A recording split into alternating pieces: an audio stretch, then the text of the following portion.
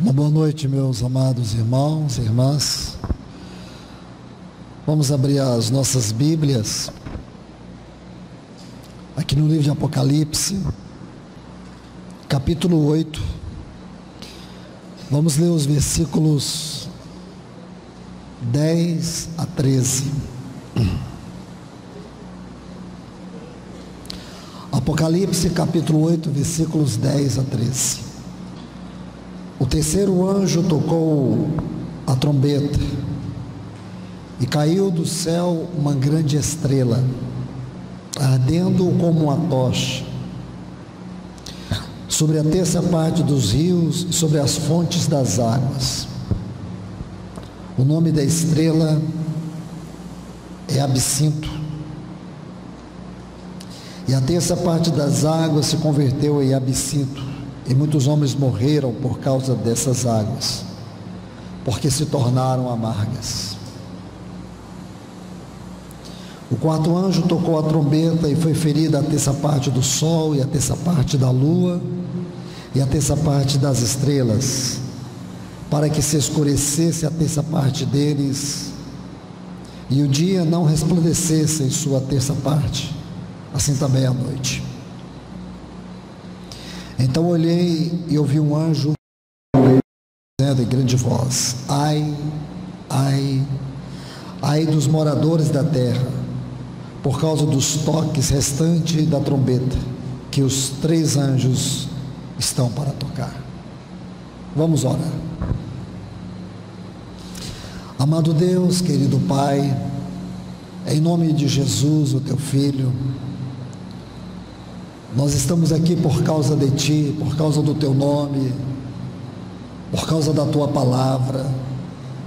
Todos esses cânticos nós oferecemos a Ti como um culto daquilo que somos, para aquilo que Tu és. Senhor, nós Te louvamos e Te agradecemos. Receba o nosso culto, receba a nossa adoração, receba as nossas vidas, em gratidão e louvor ao Teu nome. É o que te pedimos, em nome de Jesus. Amém. Pois bem, meus amados irmãos e irmãs, vamos ver essas duas trombetas aqui, a terceira e a quarta trombeta. Na terceira trombeta, deixe-me ler novamente para que possamos colocar com muita clareza o que está escrito aqui. O terceiro anjo tocou a trombeta, e caiu do céu uma grande estrela. Lembre-se, a palavra estrela vem do original aster, da onde temos a palavra asteroide, ardendo como uma tocha sobre a terça parte dos rios e sobre as fontes das águas. Aqui é muito importante, irmãos, muito importante. Fontes das águas.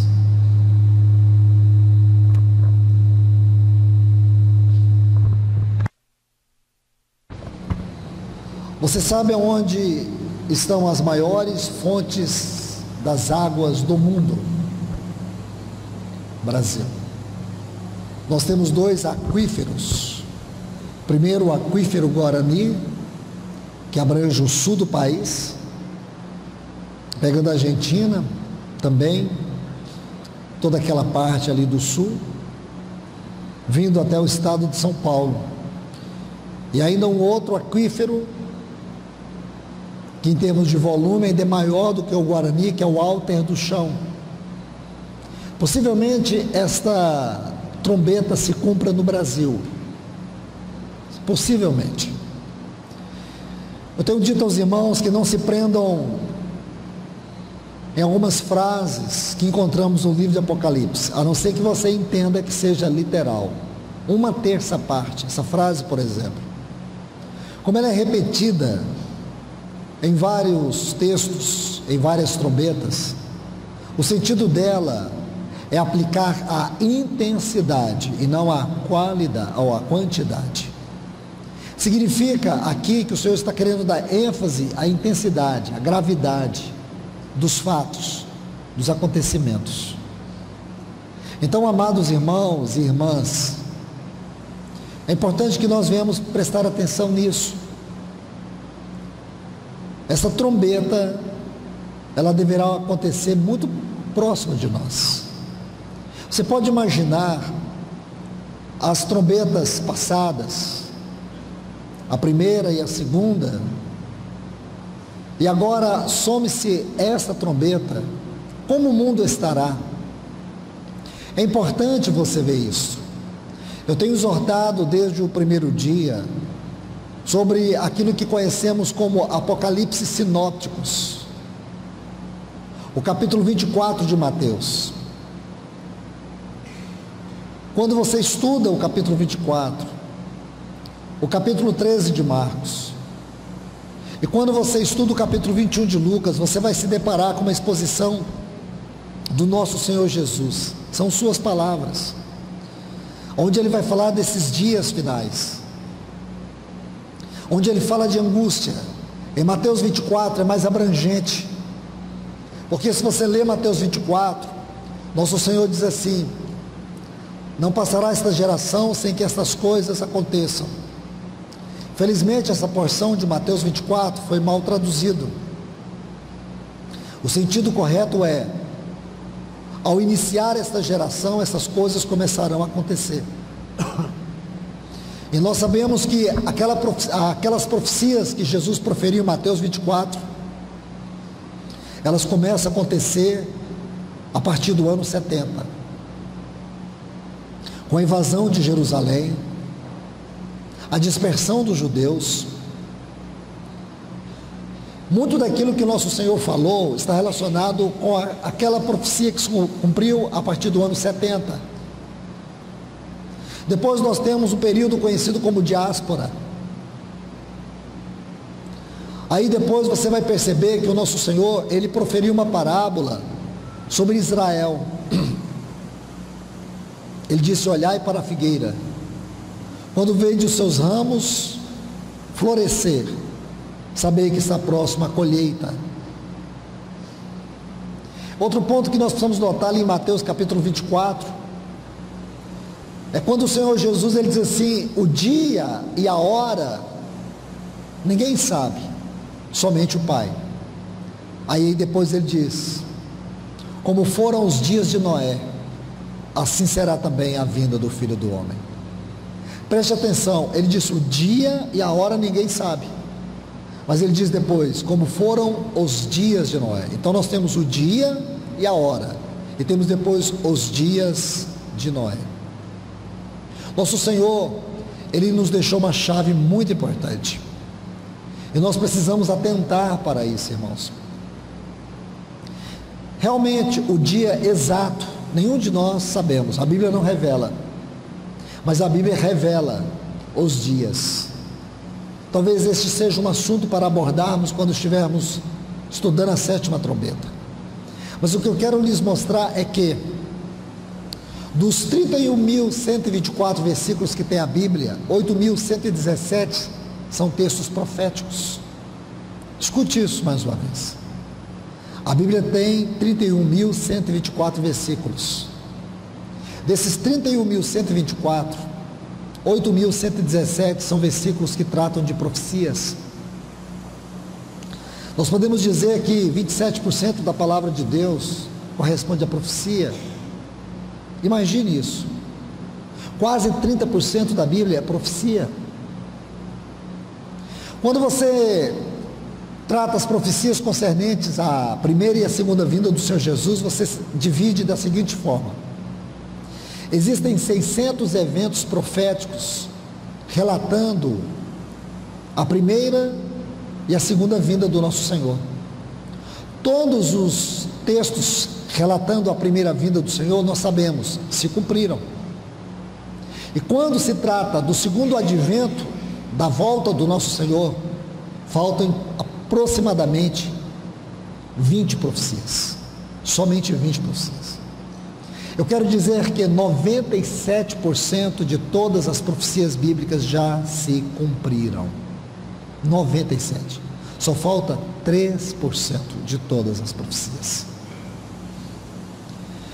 Isso por si só deve chamar a nossa atenção, constranger o nosso coração. Falta tão pouco para se cumprir, irmãos, e nós deveríamos estar mais atentos. Nós deveríamos saber a que horas nós estamos da noite. Há uma profecia no livro de Isaías.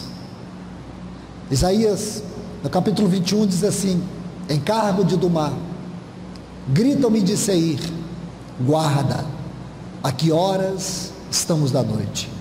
Guarda, a que horas? Aí Paulo vai responder em Romanos 13: já vai alta a noite, está chegando o dia. Deixemos todas as coisas das trevas, todas as obras das trevas, e revistamo-nos das armas da luz. A noite já vai alta, irmãos, e já está chegando o dia. É hora de nós nos revestirmos de Cristo. Eu creio que todos nós que estamos aqui podemos concordar que esta é uma hora muito difícil.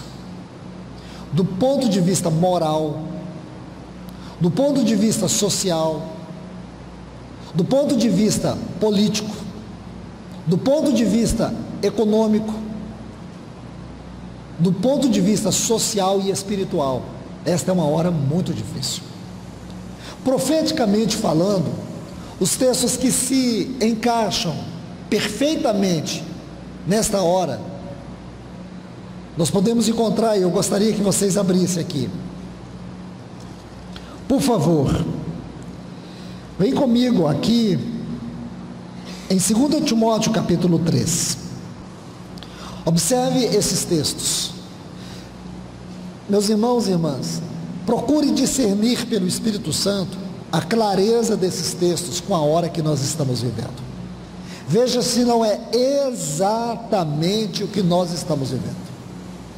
Paulo diz: deve saber isto, que nos últimos dias, esta frase últimos dias, é uma referência profética a esta última fase da obra de Deus que nós estamos vivendo antes da volta do nosso Senhor e Salvador Jesus Cristo. Então 2 Timóteo capítulo 3 diz que nos últimos dias sobrevirão tempos difíceis. A palavra no original é preocupantes. Esta é uma hora preocupante, irmãos. Esta é uma hora preocupante. Interessante que a palavra aqui para difíceis fala de preocupante e perigoso. Esse é um tempo perigoso. Esse é um tempo preocupante. Pois os homens serão egoístas. Sabe o que significa isso? Amantes de si mesmos. As pessoas são amantes de si mesmas nos nossos dias. Nunca vimos uma geração que cultuasse tanto o corpo como a nossa. Nunca vimos uma geração tão ególatra como a nossa. A nossa geração, ela padece de egolatria. É uma geração profundamente amante de si mesma. As pessoas, elas estão isolando no mundo delas mesmas, em torno delas mesmas. Aí diz mais: porque os homens serão avarentos. Sabe o que significa o termo avarentos aqui? Amantes do dinheiro, possuídos pelo desejo ávido pelo dinheiro, presunçosos ou jactanciosos. O sentido aqui é pretensiosos e ostentadores. As pessoas gostam de ostentar, viver de aparência. Soberbos, o sentido aqui é arrogante. Aquele que procura sobrepujar os outros. Então vamos lá: presunçosos, soberbos, blasfemos, o sentido é falar mal do outro, aquele que tem o prazer de falar mal do outro, desobediente aos pais. Sabe o que é isto? Falta de respeito. Hoje as pessoas estão perdendo o respeito pelos pais. Pais e mães não são respeitados mais. A palavra de um pai, a palavra de uma mãe para uma criança não tem mais peso. Pergunte para esses pais aqui, como que era a geração deles? Pergunta para os nossos pais, como que era a palavra de um pai para eles? Vocês vão ver, era lei. Era lei. Hoje a palavra de um pai, de uma mãe não vale nada no ouvido de uma criança de 5 anos. Hoje quem manda são as crianças.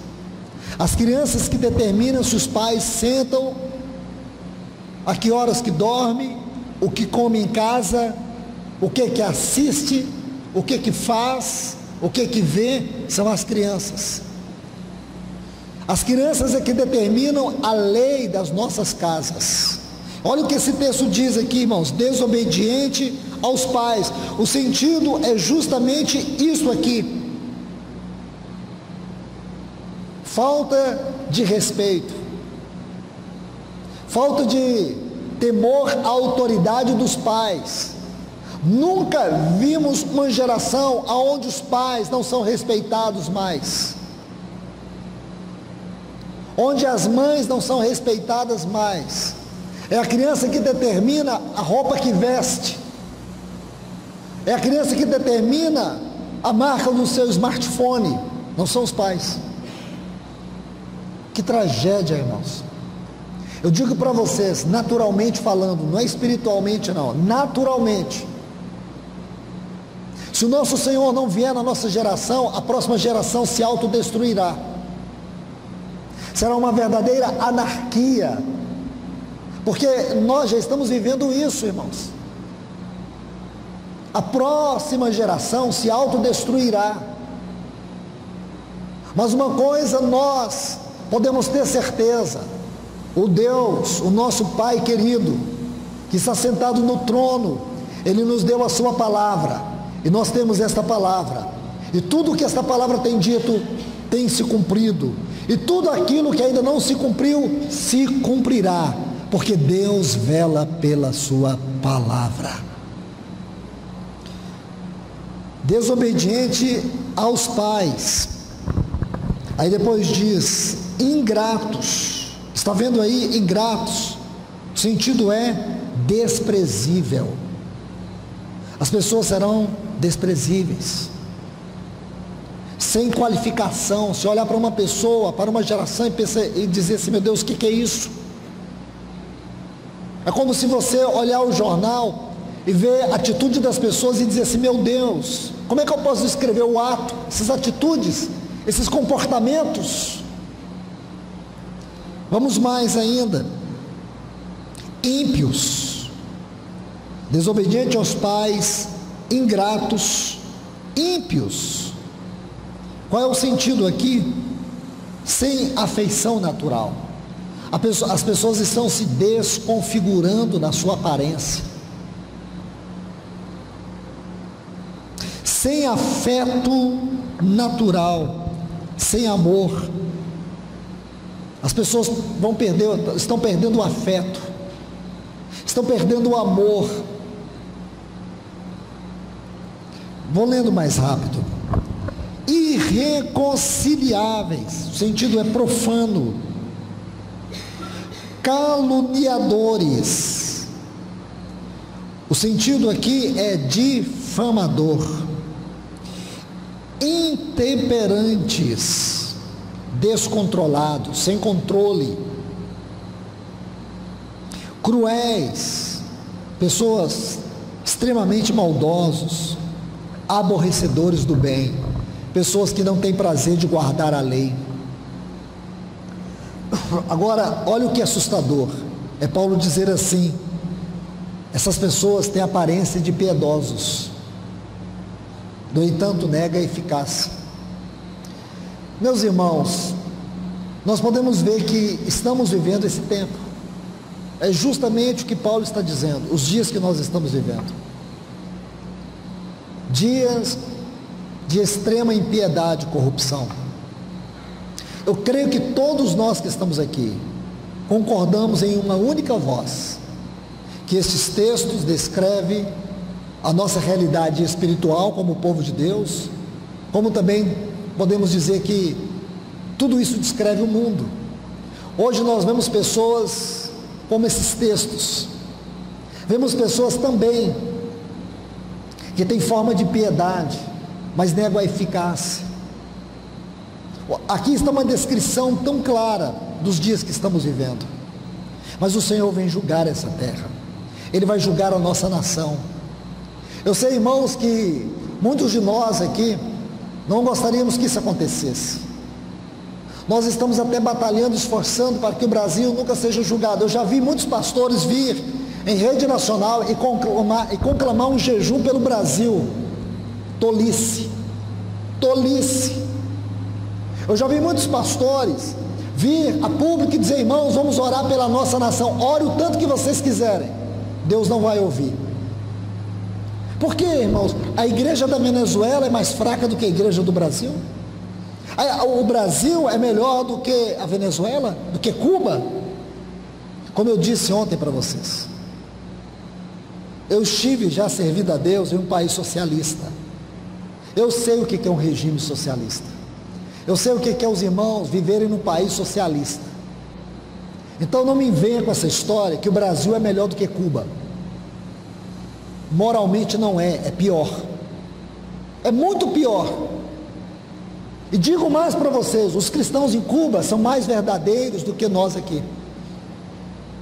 Lá eles enfrentam leis pesadíssimas, e lá eles amam o Senhor.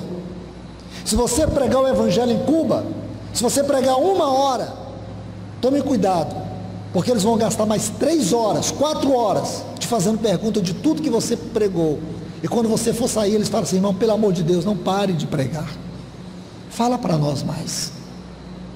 Aqui, se você pregar mais de 15 minutos, não aqui entre vocês, mas em alguns lugares, os irmãos começam a sair, e vão sair para beber água, e não para de beber água, e o banheiro se torna um lugar, o melhor lugar é o banheiro, e aonde é o bebedouro, é o lugar mais espiritual. Não aqui entre vocês, vocês são muito educados, mas conheço realidades onde as pessoas não suportam ouvir muito a palavra de Deus. Quando você vai num país como Cuba, lá os irmãos querem ouvir a palavra por 5 horas. Quando você prega o evangelho em Cuba, eu tenho algumas fotos, vocês vão ver, as pessoas sobem no telhado para ouvir a palavra. Em uma das reuniões, os irmãos estão no telhado, a irmã teve que arrancar o telhado dela, porque não tem para onde construir, construiu, levantou o telhado, ficou um espaço, e ali as pessoas sobem no telhado dela, em cima da casa dela, e ficam sentados lá, para ouvir a palavra. E depois eles têm que mandar os irmãos embora, porque outros estão chegando para ouvir. E aqui no Brasil, irmãos, você tem evangelho ao gosto do freguês, e as pessoas não dão valor. E hoje eu vejo, quando eu vejo pastores conclamando a igreja para orar pelo Brasil, irmãos, não gasto 1 minuto para orar pelo Brasil, eu oro pela igreja no Brasil, para que essa igreja apresse a volta do Senhor Jesus. Nós somos peregrinos aqui nessa terra, aqui não é a nossa pátria é celestial, a nossa casa é celestial. Então pare com isso, não se deixe enganar. Isto aí não é o clamor do Senhor. Aí, irmãos, vem muito espiritual. Todo irmão que quer ser muito espiritual não passa de um superficial. Bem-aventurada a nação cujo Deus é o Senhor. Qual é a nação cujo Deus é o Senhor? O único lugar que eu sei que Deus é o Senhor é a igreja. Na igreja Jesus é o Senhor. Esse mundo aqui, esse país aqui, o Senhor dele é uma senhora. É uma senhora e não um senhor. Neste país aqui não é o nome de Deus que é santificado. Aqui o nome de Deus tem sido vilipendiado, desonrado. Mas um dia Deus vai vir, Ele vai julgar as fontes das águas, Aí este mundo, este país, como todas as nações, saberão que há um Deus santo, justo, que reina lá no trono, e Ele julgará toda a impiedade dos homens. É isso que nós temos que orar. Lembra da oração do Pai Nosso? Pai Nosso que está nos céus, santificado é o teu nome, venha o teu reino. Essa tem que ser a nossa oração. A nossa oração não é pelo reino aqui no Brasil, é que o reino de Cristo venha, porque quando este reino vier, Satanás será aprisionado por 1000 anos. Nosso Senhor Jesus vai aprisionar Satanás por 1000 anos, e Ele vai estabelecer um reino de justiça, e a sua igreja, os seus ruiós, são os filhos maduros. Os seus filhos maduros reinarão com Ele sobre toda esta terra. Então nós temos que saber isso, irmãos. Esta sim deve ser a nossa conclamação. Esta sim deve ser a nossa oração. Agora, orar, para que Deus mude a nossa condição política, a nossa condição econômica. Meus irmãos, talvez eu esteja me desviando, talvez realmente eu apostatei de vez, talvez eu me tornei um cego espiritual, mas eu falo para vocês, eu jamais vou gastar um minuto da minha vida para orar por isso. A minha oração é para que o nome de Deus seja levantado nesta terra. Isso só vai acontecer quando o reino dele vier. Aí os poderosos saberão que Jesus Cristo é o Senhor. Não há base na Bíblia para isso, irmãos. Tem irmãos que eles são muito perspicazes. Aí eles pegam lá 1 Timóteo e falam: irmão, mas olha o que Paulo fala a Timóteo, para nós orar pelas autoridades, pelos reis. Você sabe o que é pegar o texto fora do contexto e criar pretexto? É justamente isso. Vai lendo o texto. Paulo fala assim: para que vocês vivam bem. Vivam. Nós temos que orar por eles, e Paulo fala aquilo naquele contexto, porque naquela época, ser cristão, nos dias que Paulo escreveu para Timóteo, era um desafio muito maior do que nós, porque o nosso desafio hoje é viver o Evangelho. Naquela época era morrer pelo Evangelho, e Paulo, quando diz orar pelas autoridades, não é para que elas fizessem bom governo, é para que os cristãos pudessem viver bem. Leia o texto, depois você me diga. Leia. Aí você vai ver que Paulo não está dizendo para nós orar para as autoridades, para que elas façam bom governo, porque nesse país, em nenhum país, existe esquerda e direita. O que existe é uma quadrilha que vai revezando no poder. É isso que existe, irmãos. Então não se iluda com isso. Nós estamos de passagem aqui, nós somos peregrinos aqui. Cumpra o seu papel como cidadão. Sim, eu cumpri o meu. Eu vou lá, voto no candidato, eu vejo o que é o meu bom senso, não seja ideológico. Sempre digo, essa coisa do socialismo, como a gente viu lá em Cuba, isso é abominável. Mas eu não digo para os irmãos, na comunidade que eu sirvo, eu não digo para os irmãos: olha aqui, esse é o candidato. Eu só digo para eles: tenham bom senso, mas não coloque esperança em ninguém, irmãos, porque o melhor político que vai surgir nessa terra vai ser o anticristo, o melhor. No dia que tiver um político extraordinário, fantástico, ele vai ser o anticristo. Esse sim vai ser o melhor, ele vai entrar na história, como também vai sair da história, porque o nosso Senhor Jesus vai virá e vai esmagar ele com o falso profeta. Nosso Senhor vai esmagar ele, porque ele será uma besta. Então escute o que eu estou te falando. Nós precisamos levantar o testemunho da igreja. Nós temos que orar e dizer: Senhor, restaura o testemunho da tua igreja, restaure a tua igreja, para que ela apresse a tua volta. Restaure a tua igreja, para que ela seja constituída de filhos maduros, aqueles que vão reinar contigo por 1000 anos. Restaure a tua igreja, restaure o ministério da palavra, para que ele seja um ministério cortante, perfurante, para que ele seja um ministério libertador, para que ele seja um ministério que possa dar vista aos cegos, aqueles que não estão enxergando, aqueles que não têm discernimento, aqueles que não têm visão celestial. Restaure o teu ministério, restaure a tua palavra, para que ela não seja um mero entretenimento, mas para que ela seja o teu verdadeiro poder manifestado entre nós, que ajude os jovens, que ajude os casais, que ajude essa geração que está perdida. É isso que nós temos que orar, irmãos. Gaste tempo com isso, gaste tempo, porque se você mudar a sua oração desde criança, eu ouvia os pastores dizer: irmãos, vamos orar pela nossa nação, vamos orar pelas autoridades, todas as autoridades, no céu, na terra e debaixo da terra, são constituídas por Deus, e nenhuma autoridade é um fim em si mesmo, porque a única autoridade que é um fim em si mesmo é Deus. Os demais recebem dele a autoridade, porque a única autoridade no universo é Deus. Deus é a única e suprema autoridade. Então saiba disso. Ele constitui, Ele põe, Ele tira, e Ele está escrevendo a história, e nosso Deus está com pressa. Meus irmãos, escute o que eu estou te falando. O nosso Deus está com pressa.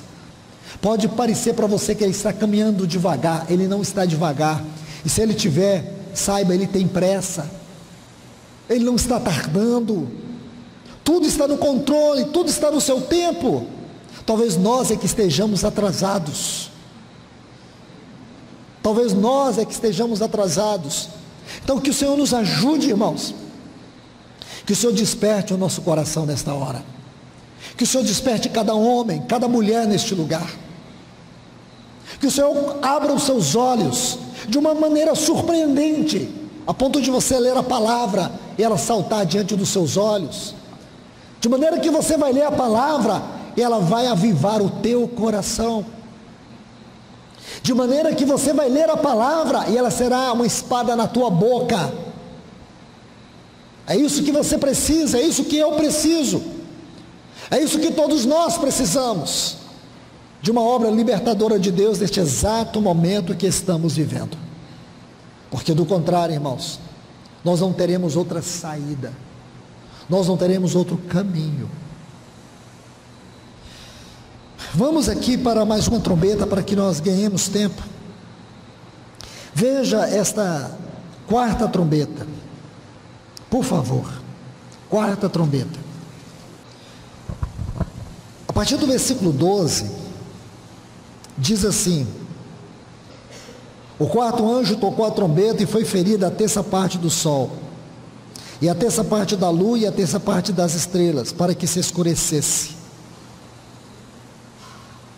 A terça parte deles, para que se escurecesse a terça parte deles, e o dia não resplandecesse em sua terça parte, assim também a noite.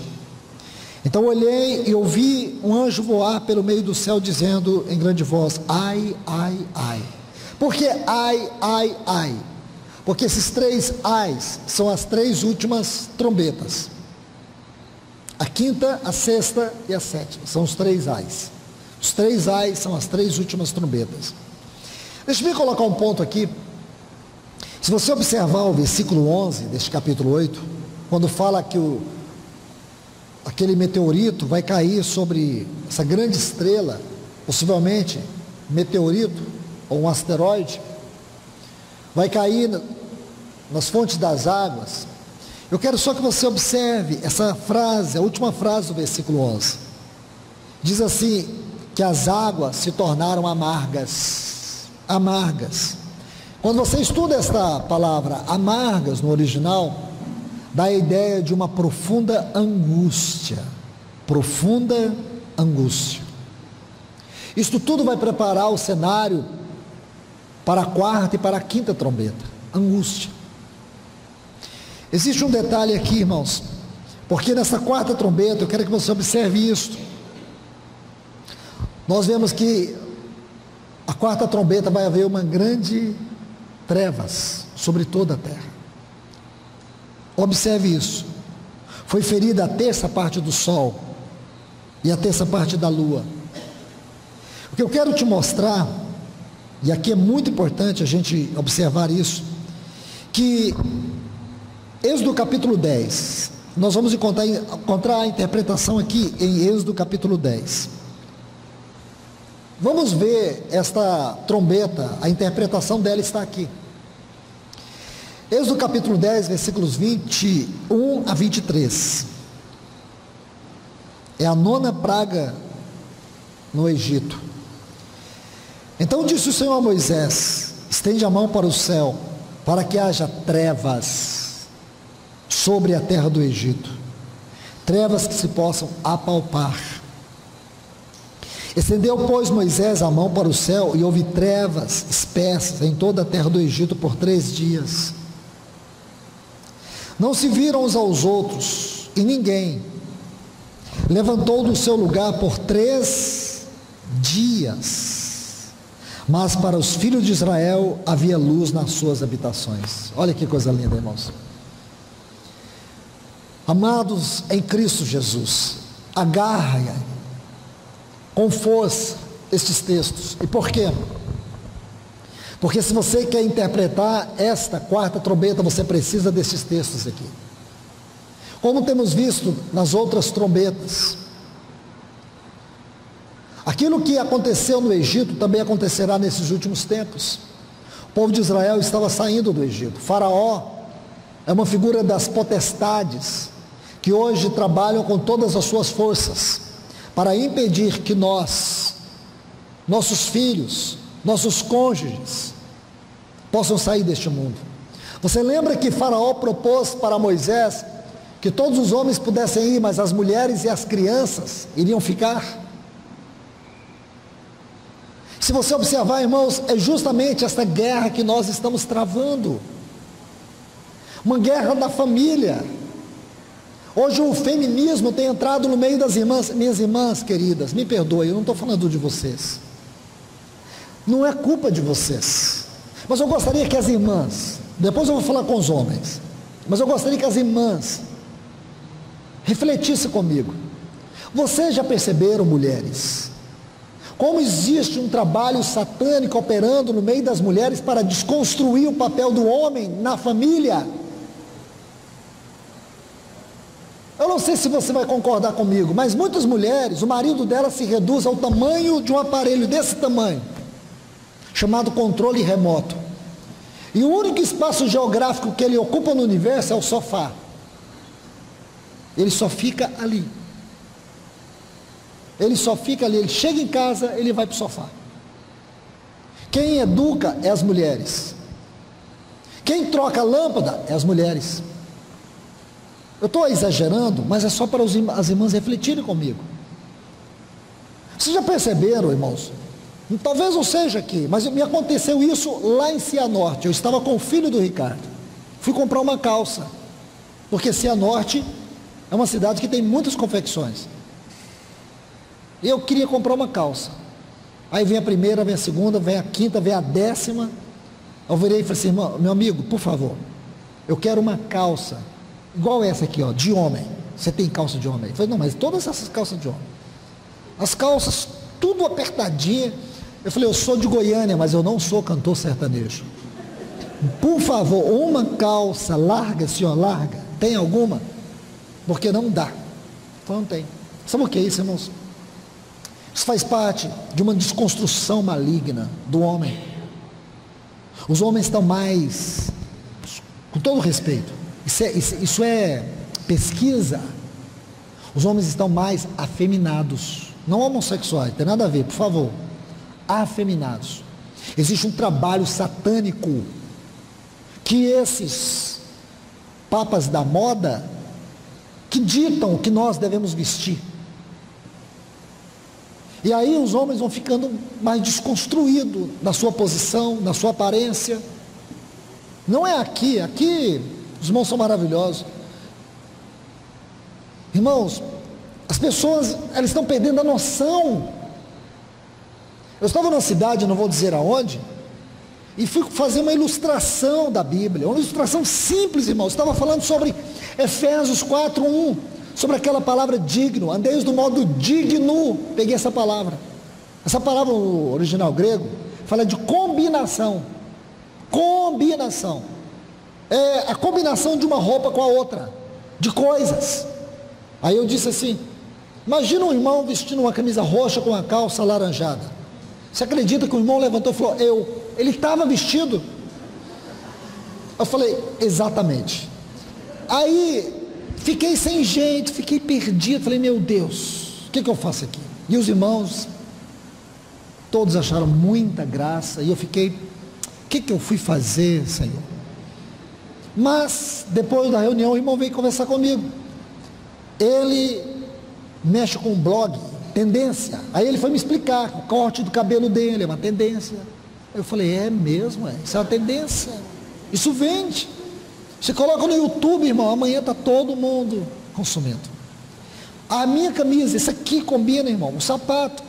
Eu falei, irmão, eu não sei se é eu ou se é você que está vivendo em mundos diferentes. Ele falou, meu irmão, é você, esse é o mundo. Esse é o mundo, e irmãos, e é verdade, é nós aqui que estamos vivendo em outro mundo.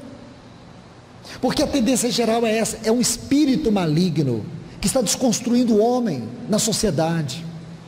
Agora as mulheres no mundo levantaram a bandeira. Você conhece a lei do Zé da Penha? Não existe, só da Maria da Penha. Não é verdade? Se o homem der um espirro dentro de casa e a mulher assustar, ele está preso no outro dia. Por quê, irmãos? Satanás está por detrás. As mulheres, uma minoria, não as mulheres, eu falo assim, de maneira geral, você já percebeu que minorias têm direito enquanto a maioria não tem? Vocês perceberam isso, irmãos? Paulo chama isso de dominadores deste mundo tenebroso, Efésios 6,12. Dominadores, a palavra é cosmocratos. Sabe qual é a tradução dessa palavra, dominadores? Cosmocratos, Efésios 6,12. Espíritos que atuam em todo o sistema de governo do mundo, desconstruindo o homem, desconstruindo o pai, e as mulheres levantando a bandeira. Olha no mundo, o socialismo hoje virou uma religião. A palavra que as mulheres do mundo gostam, empoderamento. Nossa, irmão, essa palavra, se você falar num salão de beleza, é o empoderamento das mulheres. A Bíblia não diz isso, irmãos. A Bíblia diz que as mulheres devem ser submissas aos seus maridos. A mulher não foi chamada para cumprir o papel do homem. Ela pode ganhar igual o homem, isso não é problema. Ela tem que ter os mesmos direitos, deveres, mas nunca a posição do homem. Ela nunca vai ser o homem. Ela tem responsabilidades sociais como o homem tem, mas ela tem um papel específico e distinto. O que está destruindo a nossa sociedade é o abandono dos princípios estabelecidos por Deus. Então, irmãs, eu peço para vocês, tenham todo o cuidado, porque existe um espírito de trevas operando em você, para te ganhar o coração, para fazer com que você desrespeite o papel que Deus constituiu. E você não faz ideia, mas isso vai refletir nos seus filhos. Isso vai destruir a autoridade de Deus na sua casa. Então, minhas irmãs, cuidado.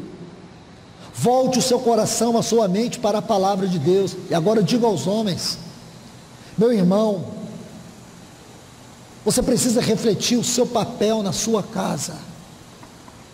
Você precisa refletir o seu papel como um sacerdote, como um profeta, como um pastor, como um mestre. Você precisa refletir o seu papel diante de Deus. Se você tem sido um homem que tem trazido direção de Deus à sua casa, não é impondo autoridade, mas sendo um instrumento dela, porque a autoridade é uma comunicação de Deus, não é ditadura. Paulo diz em 2 Coríntios capítulo 10, porque a autoridade que Deus me conferiu é para servir. Isso é autoridade, é para servir a sua esposa, servir os seus filhos, é ser um modelo na sua casa, é ser um exemplo de vida espiritual. Você pode ter uma mulher que ela tem uma vida espiritual muito mais profunda do que a sua, mas você não pode deixar que ela assuma a responsabilidade, sendo que você fique como um coadjuvante na sua casa. Os dois precisam operar juntos, e os dois pilares desta família é submissão e amor. Então, meus irmãos, cuidado, porque é justamente isso que está acontecendo na nossa geração. Esse tempo é um tempo de trevas espirituais. Então, esse parênteses eu coloco para advertir todos nós que estamos aqui. Isso tem implicações diretas na vida dos nossos filhos. De uma maneira ou de outra, esses comportamentos negativos afetarão a consciência dos nossos filhos. Isto será a autodestruição da nossa sociedade. Se você estuda a história da igreja, você vai ver que os aspectos sociais da vida da igreja impactou o mundo. Você imagina que no ano 300 a igreja já tinha evangelizado o mundo todo? Você sabe o que fez diferença na igreja primitiva? Dentro da sociedade romana, grega, aquelas grandes metrópoles daquele tempo, era a maneira como os cristãos viviam. Naquela época o paganismo era muito forte, era uma cultura, era cultura paganismo. Então havia uma diversidade de deuses e de religiões. Então quando as pessoas iam na casa umas das outras, elas deveriam cultuar os deuses daquelas famílias. Porém os cristãos, eles tiveram uma atitude diferente. Eles não cultuavam nenhum outro Deus que não fosse o único Deus verdadeiro. Uma outra coisa, os cristãos, eles não se curvavam a nenhum outro ser, e nem mesmo a César, porque César era o Deus para todo o Império Romano. Todos os Césares, eles eram adorados como divindade. Os cristãos não adoravam nenhum outro Deus, a não ser o nosso Senhor e Salvador Jesus Cristo. A sociedade não entendia como eles eram capazes de morrer por não adorar César. As pessoas ficavam chocadas com o altruísmo, com a ousadia daquele povo, que não se curvavam a estátuas, que entravam nas suas casas e não se curvavam aos seus deuses. Havia um lugar em Roma, onde muitas crianças eram abandonadas porque seus pais não as queriam. Algumas famílias não queriam filhas mulheres, porque naquela geração pervertida, em muitas situações e religiões e contextos religiosos, ter uma filha mulher era quase que um sinônimo de maldição. Sendo que, irmãos, a mulher é como que uma coroa da criação de Deus. O homem Deus criou do pó da terra, mas quando a Bíblia vai dizer que Deus criou a mulher, a palavra ali é baná, e da costela do homem Deus transformou-a em uma mulher. Sabe o que significa essa palavra transformou-a? Edificou. O homem foi criado do pó da terra e a mulher foi edificada. Você vê a delicadeza da criação da mulher. Então, olha o que acontecia, irmãos. Os cristãos iam para aqueles lugares e pegavam aquelas crianças abandonadas, levavam para suas casas e criavam como filhos. A sociedade romana ficava espantada. Ficava espantada porque os cristãos, eles não eram polígamos, eles só tinham uma mulher. Um outro detalhe, que as mulheres pagãs olhavam e viam que as mulheres cristãs eram amadas. Maridos, amai vossas mulheres, como Cristo amou a igreja, era um mandamento. Então os homens cristãos amavam suas mulheres, respeitavam suas mulheres, e dentro daquela sociedade onde a mulher era um objeto de quinta categoria, no meio cristão, a mulher, ela era uma coroa, ela tinha brilho, elas tinham alegria nos seus olhos. As mulheres pagãs olhavam para uma mulher cristã e via nela sorriso, porque as mulheres não tinham sorriso, elas eram afligidas. As judias não podiam andar em lugares públicos. As cristãs, elas eram uma mulher que elas tinham uma liberdade espiritual, uma alegria espiritual. Sabe o que aconteceu, irmãos? Ali as multidões corriam para as reuniões dos cristãos, porque ali as mulheres queriam também ser aceitas e amadas. Você sabia que a maneira cristã de viver contagiou o mundo? Isso, irmãos, é que o Espírito Santo está dizendo. Nós precisamos contagiar o mundo com as nossas casas. Sinceramente, irmãos, nós precisamos contagiar as pessoas aonde nós moramos. Nós precisamos fazer da nossa casa um instrumento de evangelização. Nós precisamos pegar os ímpios que moram em torno de nós e trazer para dentro das nossas casas, para eles tomar um café, para eles verem como é o nosso amor com as nossas esposas, a maneira como nós lidamos com os nossos negócios. Você precisa ser autêntico, porque se você não for, você será a pior pregação do Evangelho. Você vai pregar o Evangelho às avessas. Por isso que Paulo disse em 2 Coríntios que nós temos que ser o sal. A carta, aliás. A carta escrita. Nosso Senhor Jesus disse que nós temos que ser o sal, ser a luz. Ser sal, ser luz, ser carta. É o que eu e você precisamos para esta geração. Porque o juízo está chegando, irmãos. Agora, olha o que diz aqui esse texto, lindo de Êxodo. Havia trevas em todo o mundo, mas na casa do povo de Deus havia luz. Se você entende isso como literal, como eu também entendo, foi literal sim, foi literal. Como também eu acredito que vai haver um grande eclipse, vai haver a quarta trombeta, vai haver um grande eclipse. Esse mundo vai entrar em trevas, mas haverá luz nas nossas casas. Se você ler o Salmo 91, você vai ver isso.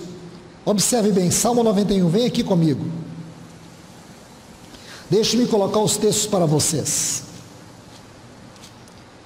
Irmãos, não tem um tempo mais importante para nós crermos na palavra do Senhor do que este tempo agora. Versículo 7, aliás, versículo 5: não temerás o terror noturno, nem a seta que voe de dia, nem a pestilência que ande na escuridão, nem a mortandade que no meio do dia destrua. Cairão ao teu lado 1.000, 10.000 à tua direita, mas tu não serás atingido. Certamente com teus olhos olharás e verás a retribuição dos ímpios, porque puseste o Senhor como a tua esperança e o Altíssimo como a tua habitação. Não te sobrevirá mal algum, e nem praga alguma tocará a tua casa, pois aos teus anjos dará ordem ao teu respeito, para que te guardem todos os teus caminhos. Nas mãos te levarão, para que não tropece nenhuma pedra. Talvez seja isso que vai acontecer conosco, irmãos. Miríades de anjos serão enviados na terra nesse tempo, para não permitir que nós venhamos tropeçar. Você duvida que Deus possa cumprir isso, irmãos? Eu não tenho dúvida, porque Ele diz que vela para cumprir a sua palavra.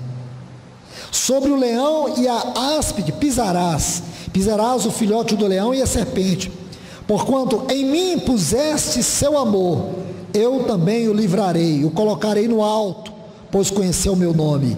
Ele me invocará e eu lhe responderei, com ele na angústia estarei, o livrarei e o glorificarei, saciá-lo-ei com longa vida e lhe mostrarei a minha salvação. Estão vendo, irmãos? Aleluia por esses textos. Aleluia porque o Senhor nos guardará na escuridão noturna. Aleluia porque Ele nos guardará da praga que vai assolar todo dia. Ele vai nos guardar. Ele vai enviar anjos para nos guardar. Sabe por quê, irmãos? Porque há luz nas nossas casas. Pensa como vai ser esse tempo, irmãos. Esse tempo será um grande avivamento. Um grande avivamento. Nós vamos desejar ter casas maiores para guardar, para congregar as multidões que entrarão ali. Eles não terão outra saída a não ser ter que ouvir Cristo da nossa boca. Você e eu dizer, sabe por que isso está acontecendo? Olhe a palavra de Deus. Nós vamos ficar com o jornal numa mão e a Bíblia na outra e dizer para eles: Deus vela pela sua palavra. Esse juízo que está acontecendo aqui, Deus falou, aconteceu no Egito, está acontecendo agora. Prepare a tua vida, arrependa dos seus pecados, porque o Cordeiro está voltando. Nós temos que acreditar nisso, irmãos.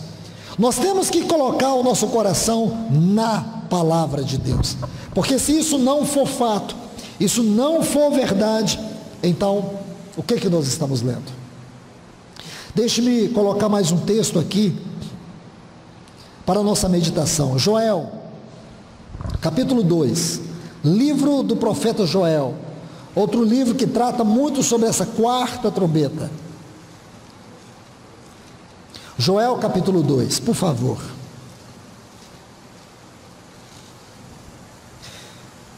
Versículo 1 e 2.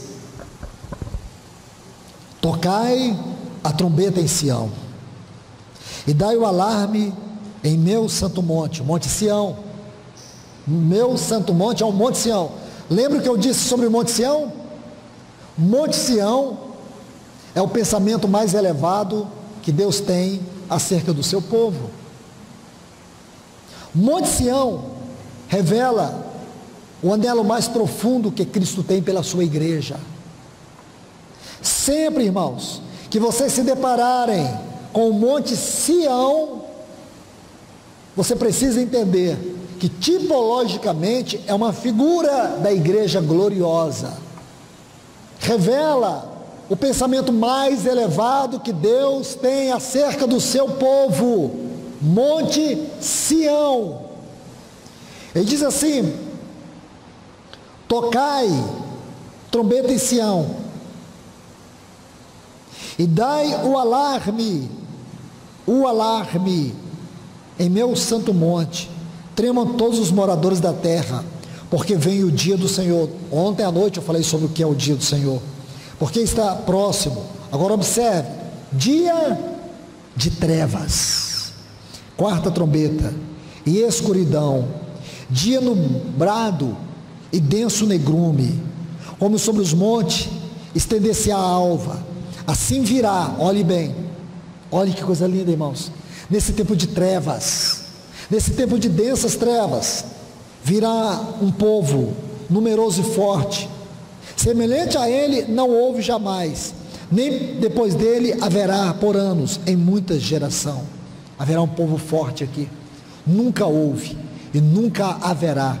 Este povo, irmãos, é o povo do Senhor, é você e eu, que o Senhor está preparando para viver esta hora final. Se nós negligenciarmos o que Deus está falando para nós, se nós deixarmos a palavra de Deus, nós vamos perder esse chamamento, nós vamos perder esta hora que o Senhor está falando de maneira tão íntima ao nosso coração. Vamos ainda, por favor, ainda no capítulo 2, versículo 30 e 31, diz assim: o sol se converterá em trevas, e a lua em sangue, antes que venha o grande e espantoso dia do Senhor. E todo aquele que invocar o nome do Senhor, olha que coisa linda, eu acabei de dizer isso a vocês. Todo aquele que invocar nesse tempo, escute o que eu estou te falando. Se você acha, irmão, que Satanás vai levar a vitória, ele não vai, porque diz que nesse tempo, todo aquele que invocar o nome do Senhor será salvo. Como vai ser salvo? Como num tempo de trevas, de escuridão, de juízo. Imagine que essa nação, como todas as nações, estarão quebrantadas pelas 3 trombetas que já foram tocadas. Você pode imaginar que o mundo estará em grande pavor. Aí é aquilo que eu disse para vocês: haverá luz nas nossas casas. Eu quero entender aqui espiritualmente e também naturalmente. No sentido natural, o Senhor vai prover cuidado para nós, como está no Salmo 91. No sentido espiritual, trevas fala de ignorância, luz fala da boa consciência, fala da revelação, luz fala da verdade, luz fala de vida. Vida, verdade e luz, no Evangelho de João, são sinônimos. Vida, luz e verdade, nos escritos de João, tanto no Evangelho como nas suas epístolas, são sinônimo, luz, vida e verdade. Quando diz que a luz da nossa habitação, na nossa casa, é porque há vida. Quando diz que há luz, é porque a verdade vai estar lá, o Senhor estará lá. Aí você vê aqui, que coisa linda, aí diz todo que entrar na tua casa, na minha casa, no nosso lar, e invocar o nome do Senhor, o Senhor vai salvar. Porque no Monte Sião, isto é, o pensamento mais elevado de Deus somos nós. Irmãos, pela misericórdia de Deus, entendam isso. Nós somos o pensamento mais elevado que Deus tem acerca do seu povo. Entenda isso de uma vez por todas. Sião. E em Jerusalém haverá libertação, como disse o Senhor. Entre os sobreviventes estarão aquele que o Senhor chamar. Que texto, irmãos. Que texto precioso. Ele se enquadra, ele se configura perfeitamente nessa quarta trombeta. Porque será esse tempo, irmãos, tempo desse grande eclipse, desse terrível acontecimento. Mas nós não vamos estar em pavor. Como diz Paulo em 1 Tessalonicenses capítulo 5, versículo 4, ele diz assim: porque vós, irmãos, não estáis em trevas, para que esse dia como ladrão vos apanhe de surpresa. Para nós, irmãos, a volta do Senhor não será surpresa, não será, porque cada um desses acontecimentos serão sinais, como uma contagem regressiva. Como disse o nosso Senhor em Lucas capítulo 21, quando virdes todas estas coisas acontecer, exultai, levantai a vossa cabeça, porque a vossa redenção está próxima. Ele não está falando da redenção do Calvário, ele está falando da redenção do nosso corpo, como está escrito em 1 Coríntios capítulo 15, a partir do versículo 50, quando o nosso corpo corruptível será revestido da incorruptibilidade. Aqui entra o último estágio da nossa salvação. O primeiro estágio é a salvação do espírito. O segundo estágio é o processo da salvação da alma pelo trabalho da cruz. E o último estágio é a transformação do nosso corpo. Então por isso que ele fala da redenção do nosso corpo. Então isso é tão importante, irmãos. E tudo isso está acontecendo, tudo isso está chegando, e nós precisamos estar atentos. Nós precisamos estar guardados por aquilo que o Senhor está falando a nós neste momento. Nós temos que permitir que a voz do Senhor nos transpasse. Nós temos que permitir que o Espírito Santo nos quebrante, nos vença, nos convença do pecado, da justiça, do juízo vindouro.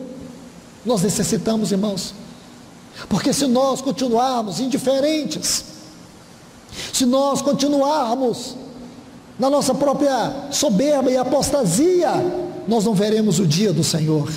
Nós seremos julgados e condenados com este mundo. Este é um momento importante, irmãos, de nós edificarmos a nossa vida e o nosso lar, de nós nos fortalecermos na palavra, na oração, na comunhão com o Espírito. Este é um momento crucial para todos nós.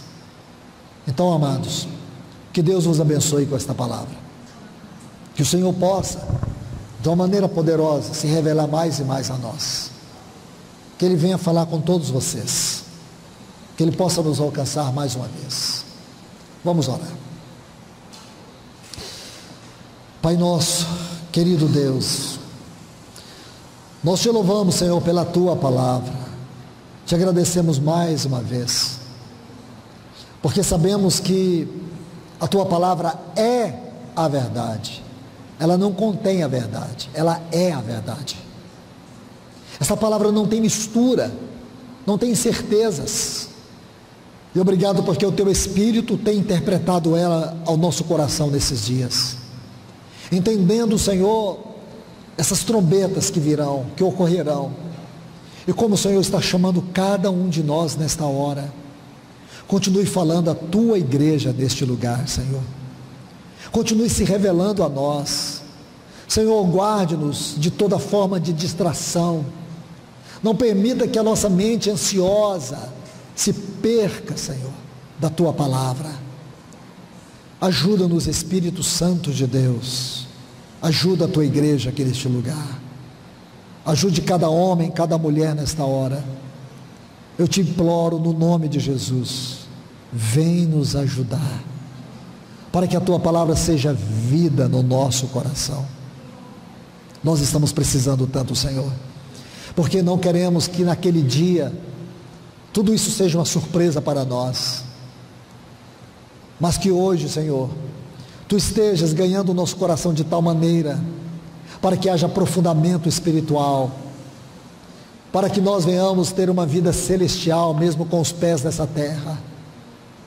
Senhor, que a nossa mente seja celestial, que os nossos pensamentos sejam celestiais. Senhor, nos liberta, Senhor, de todos os cárceres do mundo que tenta nos aprisionar. Senhor, eu oro por essas mulheres, por esses homens, por esses pais, por essas mães, Senhor. Fala ao coração deles. Não deixa o diabo desconstruir este homem como um sacerdote, como um profeta na sua casa, Senhor. Senhor, não permita que os poderes deste mundo, esses poderes malignos do feminismo, desconstruam a consciência cristã dessa mulher, meu Deus. Mostra para ela o grande valor da submissão, do papel de mãe, de esposa, ungida, que o Senhor tem feito dela, Senhor. Ajuda, Senhor, as famílias, ajuda os nossos lares, Senhor, para que um dia eles possam ser aquele lugar onde as pessoas invocarão o teu nome para serem salvos. Nós te pedimos, Senhor, em nome de Jesus, em nome de Jesus, amém.